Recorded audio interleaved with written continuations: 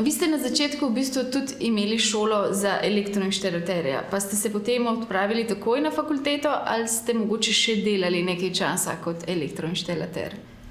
Ja, jaz sem se po končani srednji šoli takoj odpravil na študij na fakulteto, s tem, da sem v bistvu vse počitnice, poletne počitnice v srednji šoli izkoristil za delo inštalaterja v firmi. Ta mešalna miza v bistvu skrbi za to, da se reflektorji, ki jih imamo gor, ki so povezani v močnostni del, se pravi tam vsak reflektor gre po svojem kablu in iz tega močnostnega dela, močnostni del power pack, to smo se že prej pogovarjali, nekaj imamo en tak hecni izraz, regulacijska skrinja, gre pa en sam kabel in to je tale kabel, gre med regulacijsko skrinjo in to mešalno mizo.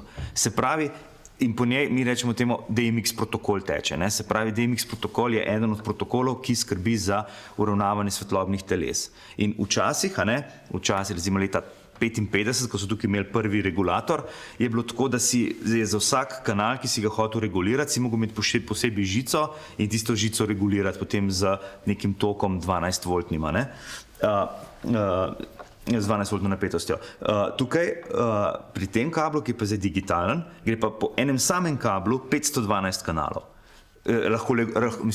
Reguliramo jih lahko. Torej, če prav razumem tukaj, je stvar taka, da iz ene luči je šel en kabel in če imate tukaj recimo 12 luči, je 12 kablov, je prišel na koncu kabel, ker pošteno debel. Konkretno, niso bili to, kljub samo je bil nizki tok, nizka napetost je bila, ampak kljub samo je bilo pa to zelo neudobno za prenašati in nenazadnje si imel potem za 24 kanalov regulirati, je bilo to že konkretno debel kabel.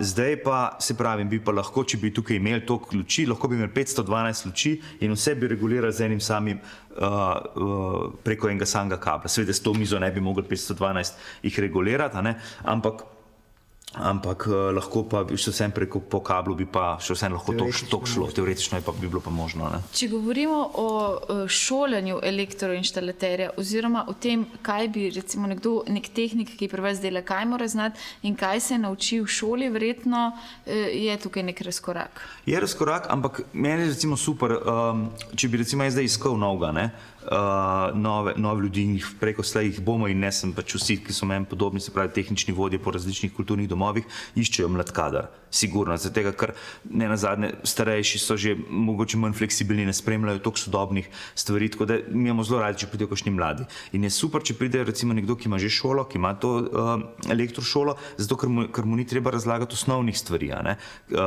kot iz tega, skratka ni treba za njim hoditi, da ga bo zdaj ubil en tok tam nekje, če se malo pohecam.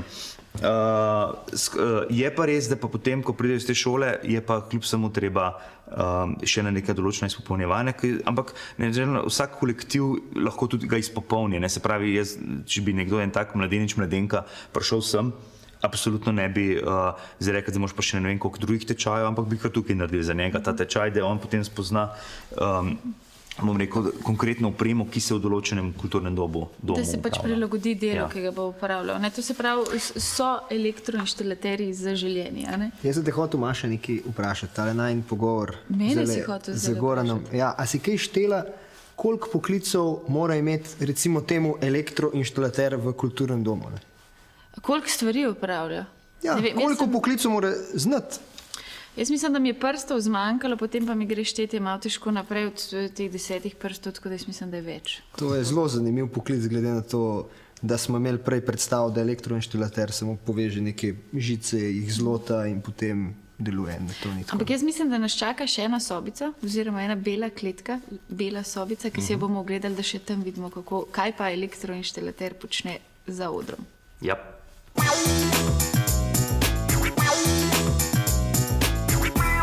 Tukaj je ta bela kletka, od kjer se vse dogaja.